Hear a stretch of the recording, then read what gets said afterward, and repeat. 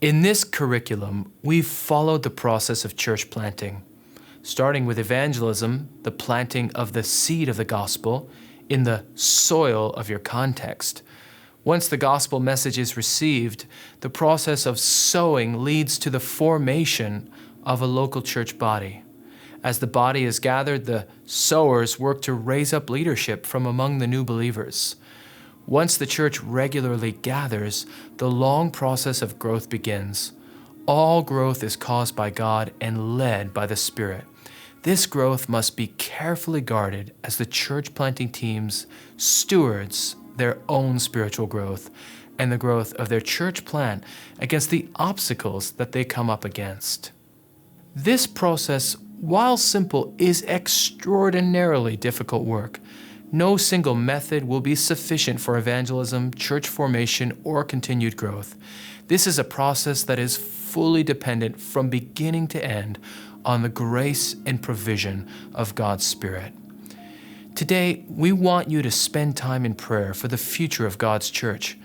Pray through the process that's been presented. Take time to thank God for the reality of the gospel, for His plan to redeem humanity to Himself by grace through faith. Pray for a commitment to this gospel message in your evangelism. Pray to receive wisdom for how to approach your context, how to engage with and confront the local culture. Pray for individuals and communities that are in need of the gospel. Ask God to raise up a local church or to build up an existing church plant. Pray for other churches and missionaries in your area that God would support their work and lead people to Himself through them. Pray for local leadership that can sustain His church into future generations. Pray that they cultivate godly character and the ability to teach. Mention by name individuals in your church planting teams and church bodies. Pray for sustained spiritual growth, dependence on the Spirit, hope in God's ability to put to death your old self and to regenerate in you a new self that reflects His character. Pray for this in your own life and in the life of the people you lead.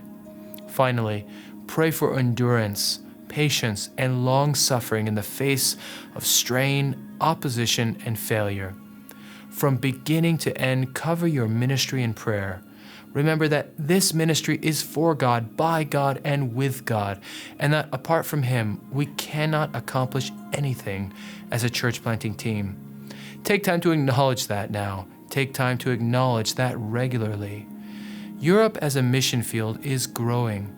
Increasing secularism and Muslim diaspora requires churches able to present the gospel in a different context. Though many parts of Europe have been reached, there are also mission fields, especially in the Balkans, the North Caucasus, that are yet to receive the gospel message. Your work in planting churches is necessary to addressing the changing landscape of the church in Europe. Just as Jesus said to His disciples in Matthew 9, "The harvest is plentiful, but the workers are few." Our response should follow Christ's advice. Ask the Lord of the harvest, therefore, to send out workers into His harvest field.